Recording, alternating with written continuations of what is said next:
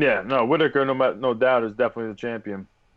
You Hmm. can't take that away from him just because he had some injuries and he didn't get stripped of the belt, so he's the champion without a doubt. Adesanya obviously is a star in the making, and he's been killing it.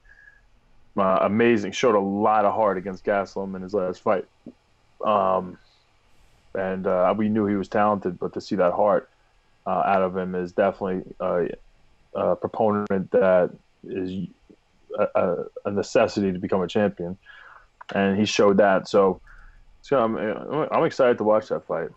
Who do you have winning that one? Mm, I know it's a tough one to predict.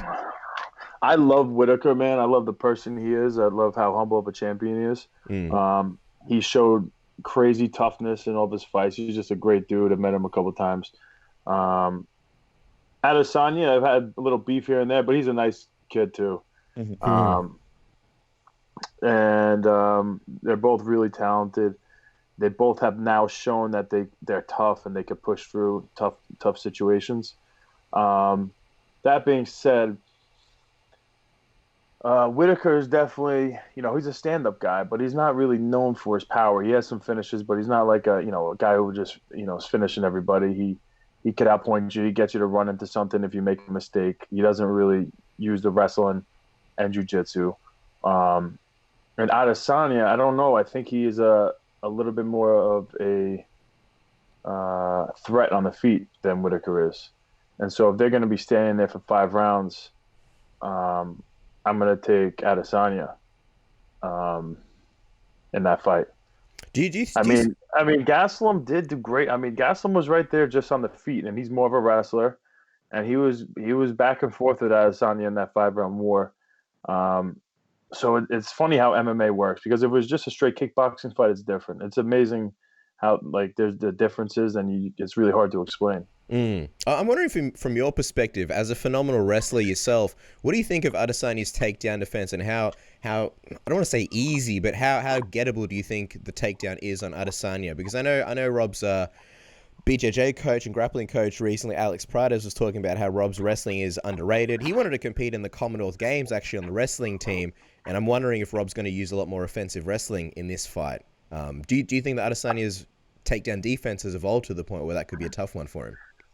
I think if Whitaker's smart, he uses wrestling, and it's not going to be one of those things where it's like one or two takedown attempts and you have it. I think Adesanya's got good enough takedown defense, and especially against a guy like Whitaker. I know he's got good, pretty good wrestling, but um, it's going to be hard just to take that Adesanya down easy.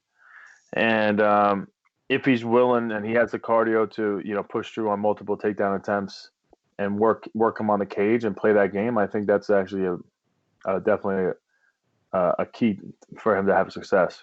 I mean, his Brazilian Jiu-Jitsu coach just said this week that he believes Robert Whittaker could be a GSP 2.0. You're a guy that knows GSP well. Do you think Rob could reach that level with a skill set? I don't see him doing that unless he's really starting to struggle on his feet, you know.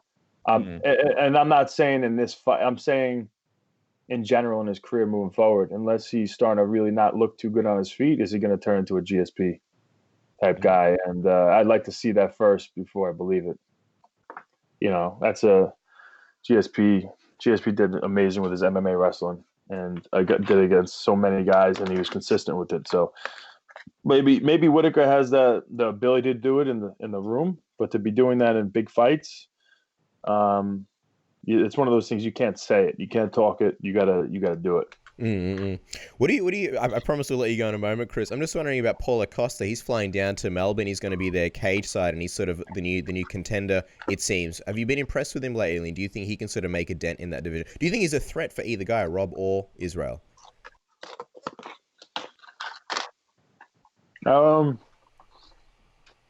Listen, man, I just hope they're drug testing these guys. I hope they're drug testing all these guys the right way, because it's kind of crazy. Yeah, I don't know. He doesn't look real to me,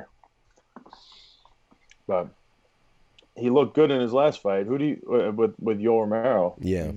But it's like, geez, come on. He made Yoel Romero look small, didn't he? Yeah, come on, let's go. Like, man, it's hard to give these guys a benefit of the doubt. Just lastly on the division, we see Darren Till will be moving up into middleweight against Kelvin Gastelum. What are your thoughts on Till joining the division and sort of his first fight being against a guy like Gastelum, who was very, very close to beating Adesanya? No, I think it's an interesting fight. I think Till's good. I think he's really good, but he's coming off with some bad losses. And Gastelum took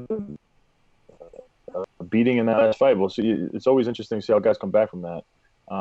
Because he was always just sitting in the pocket. He wasn't afraid of any punch. And now he was hit with quite a few punches in that last fight. I don't know if that changes them at all. And obviously Darren Till, even worse situation. Was he knocked down his last two fights? Pretty bad, right? Yeah.